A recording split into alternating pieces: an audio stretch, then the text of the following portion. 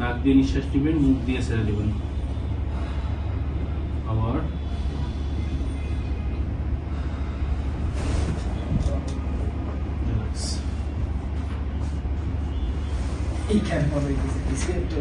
কিছু একটা হয়েছে, লাম্বার থেকে টান পড়েছে, রাইট? ওকে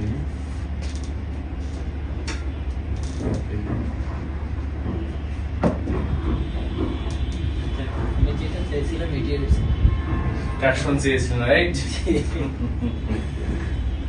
না আমি পরে হয়তোবা ভাবছি হয়তোবা এটা মনে করেন যার যেটা দরকার জি, এইটা হয়তোবা রাইট। আমি প্রথমে যেখান থেকে বুঝতে মনে হয়েছিল যে আমার যে নেওয়ার পরে যে এগুলো কেন করা হইল, কারণ আমি সব ভিডিওতে এইগুলোই দেখতেছি।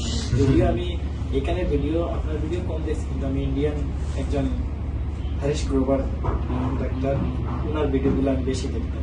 আমার সিনিয়র ভাই উনি।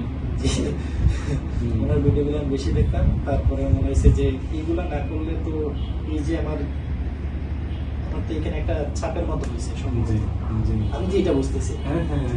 তাইলে এটা ছাড়তে হলে তো কোনোভাবে এইটা টানটা মনে হয় জরুরি আমার জন্য। প্রথমে মনে হয়েছে যে দুইটা হয় নাই, তারপরে এখানে আসার পর প্রথম দিন আমি এইটা পাইনি। আমার কাছে মনে হয়েছে যে মনে হয়তো আমার এটা দরকার নাই।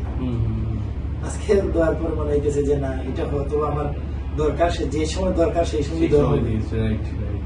বডি সেভিং, রিল্যাক্স, শ্বাস নিন,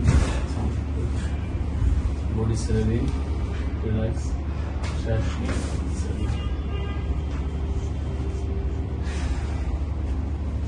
এই জায়গায় মনে হচ্ছে যে আমার স্পেস হয়ে গেল, রাইট?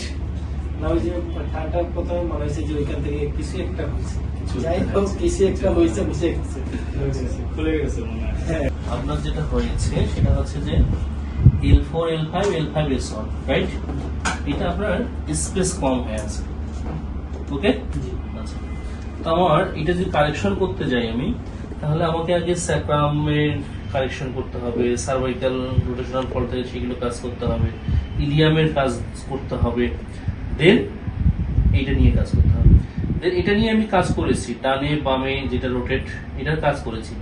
আমার সর্বশেষ কাজ করতে হবে, আমার যেহেতু এখানে স্পেস ডিস্কটা ফেটে যে সে নার্ভের মধ্যে চাপ পেয়েছে, সো এটার কাজ হচ্ছে আমার ওয়াই স্টার দেওয়া। তো ওয়াই স্টার যখন আমি দিয়েছি তখন কি হয়েছে, এই দেখুন আমার এই রাইট। আচ্ছা, তো এটা আমি গতকালকেও করেছি, ওইটা একটা কাজ, এইটা একটা কাজ, আপ ডাউন যদি করেছি।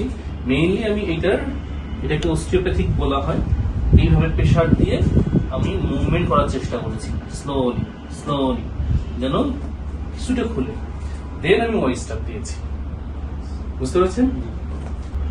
Deep breadth, body saving, body relax, শ্বাস নিন, অপোজিট সাইড প্লিজ, শ্বাস নিন,